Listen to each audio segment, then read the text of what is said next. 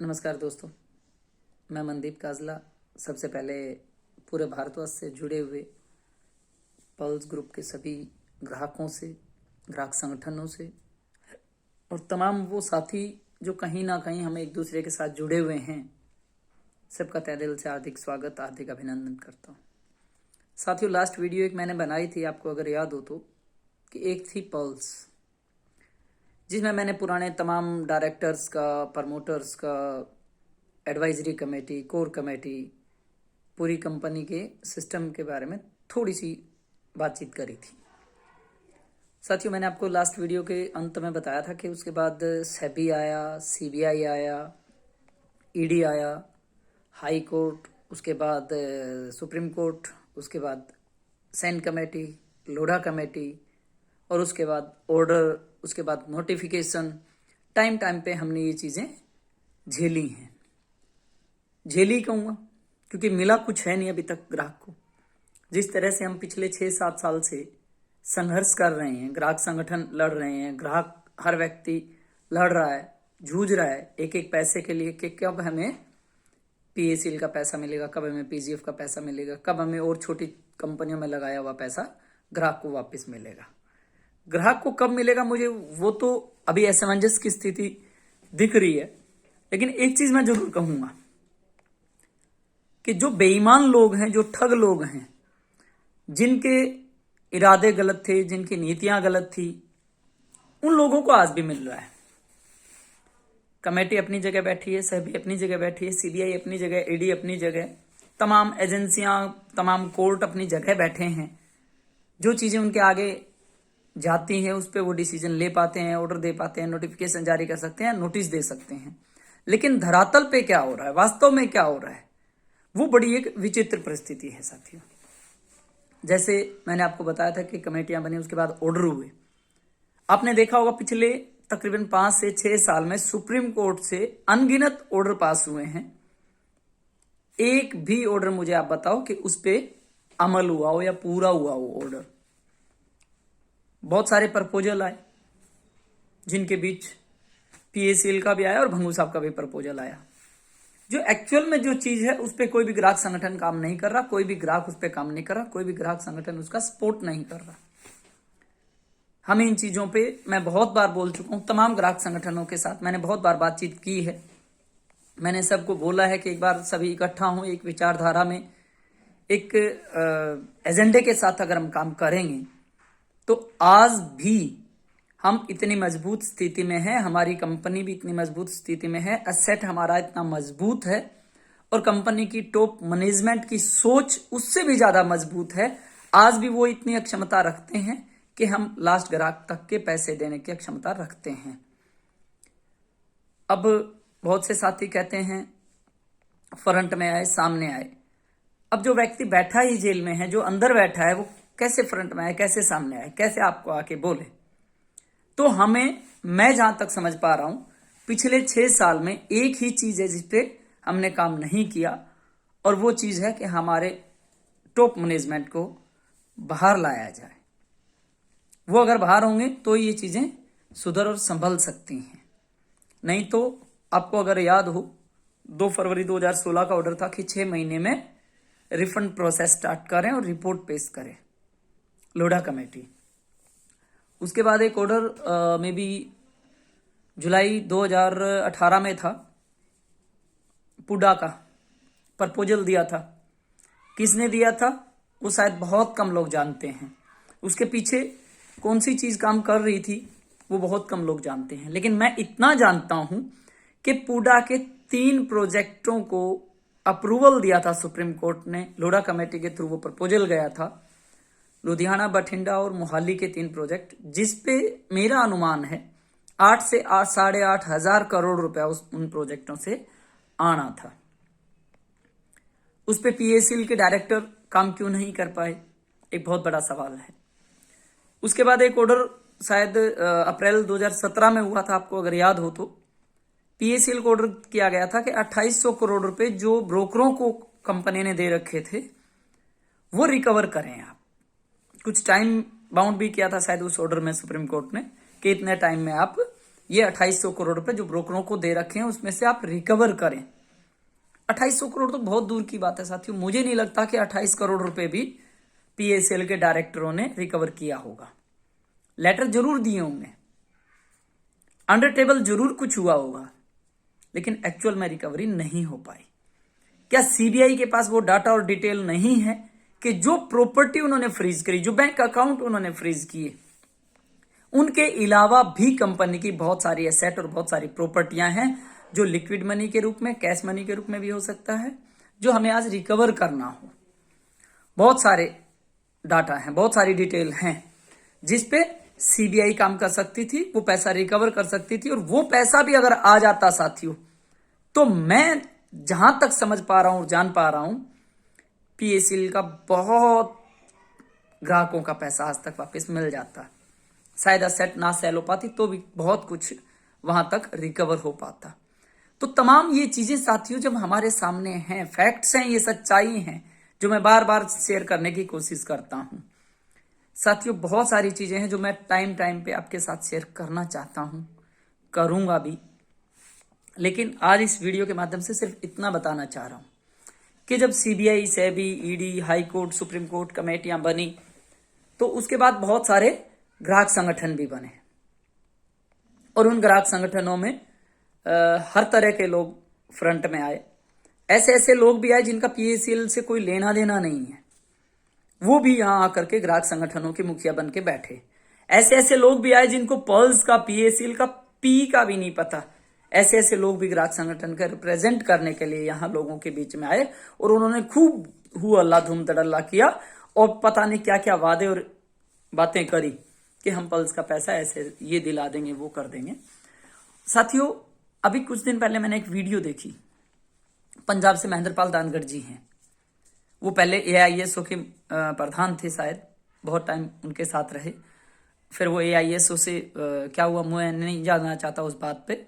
फिर उन्होंने अपना संगठन बनाया, एक पार्टी भी बनाई, राजनीति में भी जाने की उन्होंने कोशिश करी। बहुत सारे काम उन्होंने पिछले 6 साल में किए हैं। 6 साल से वो एक राग भी लिए घूमते हैं कि हम लीगल में लड़ाई लड़ेंगे, हम लड़ेंगे, हम लीगल करेंगे। अभी भी मैंने एक उनकी वीडियो देखी पीछे, वो लीगल की लड़ाई की बात कर रहे हैं। 6 साल से कह रहे हैं कि हम लीगल लड़ाई लड़ेंगे, लीगल करेंगे। जो लड़ रहे हैं आप उन्हीं का साथ दे दो, जो लीगल में आज खड़े हैं आप उन्हीं के साथ हो जाओ, बाहर की लड़ाई आप लड़ते रहो। उन्होंने अपने एक वीडियो में अभी मैंने पीछे देखी थी एक वीडियो, उस वीडियो में उन्होंने जिक्र किया कि जीरो चैनल वाला गाली गलौज करता है, जीरो बायर वाला जो टीवी चैनल है, कोई यूट्यूब चैनल है, सॉरी, वो वीडियो जारी करता है, किसी का भी नाम लेकर के हर व्यक्ति के बारे में वो उल्टा सीधा बोलता रहता है। कहता वो गालियां देता है, मैं गालियां नहीं देता। लेकिन घूम फिर के वो भी वहीं आ गए थे। सुनंदा माता बोल रहे हैं सुनंदा मैडम के बारे में। अब किसी भी व्यक्ति के बारे में आप कम से कम मीडिया में आकर के तो इतने अपशब्द नहीं बोलने चाहिए इंसान को। उन्होंने मेरा भी जिक्र किया कि हरियाणा से एक मनदीप काजला है, वो चोर है। यू प्रसाद जी का नाम लिया, मंगेश ठरवल जी का नाम लिया। क्यों?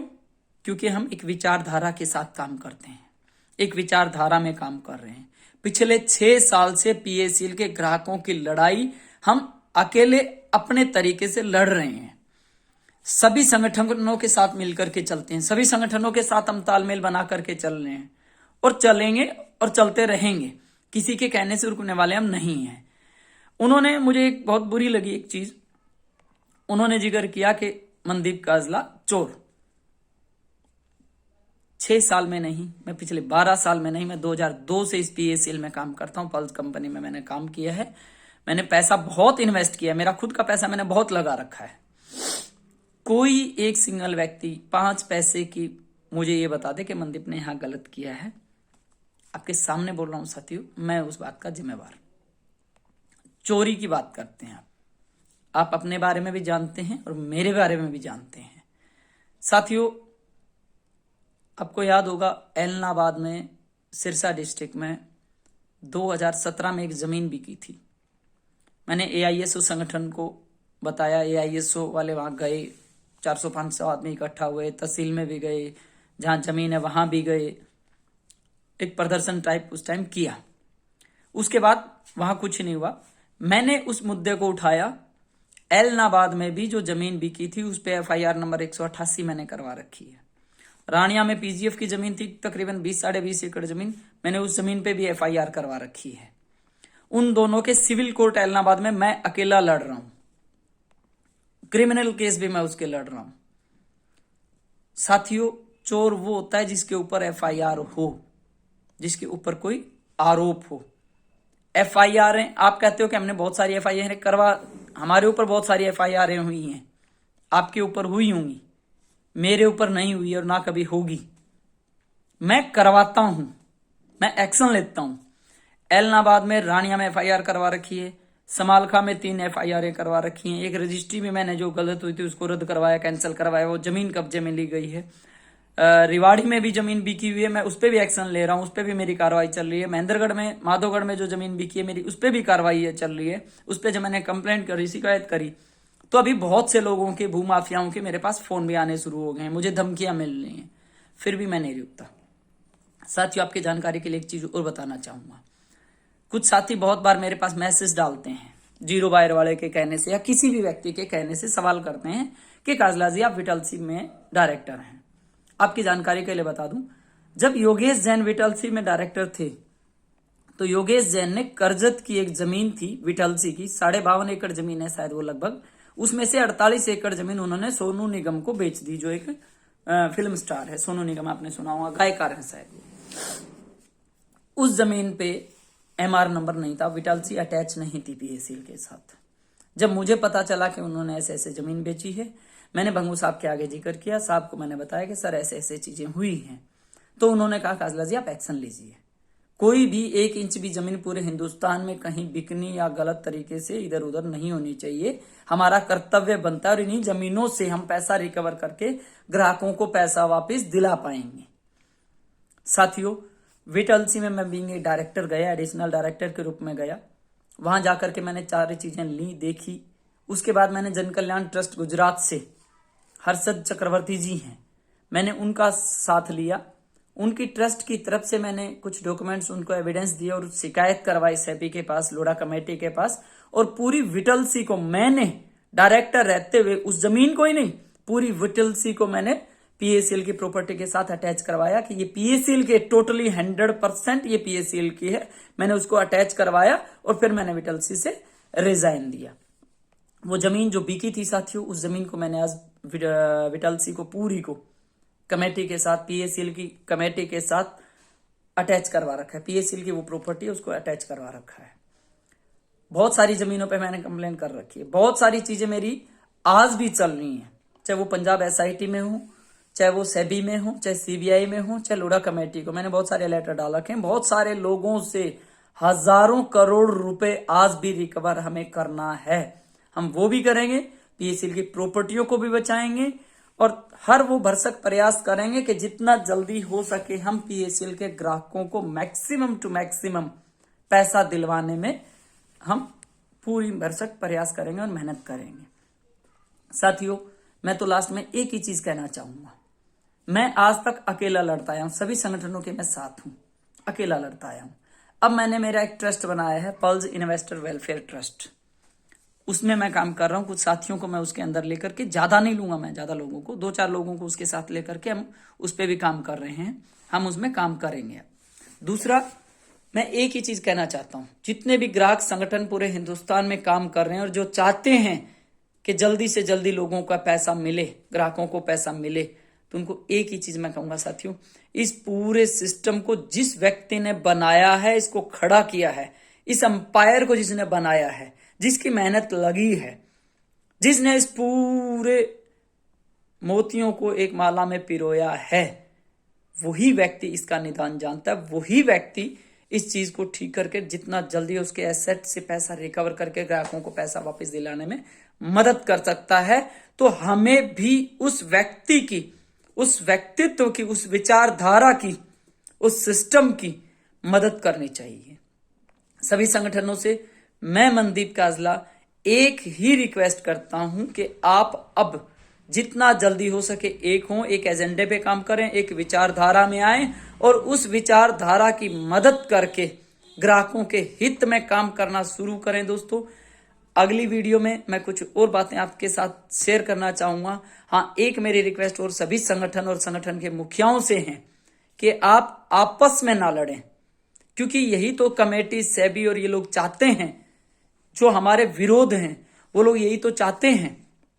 अगर ग्राहक संगठन आपस में भिड़ने लगे, आपस में लड़ने लगे, तो ग्राहकों के पैसे की लड़ाई हम कैसे लड़ेंगे? आप कब लड़ेंगे? साथियों, हमें आपस में नहीं लड़ना है, हमें एक दूसरे पे आरोप प्रत्यारोप नहीं करने हैं।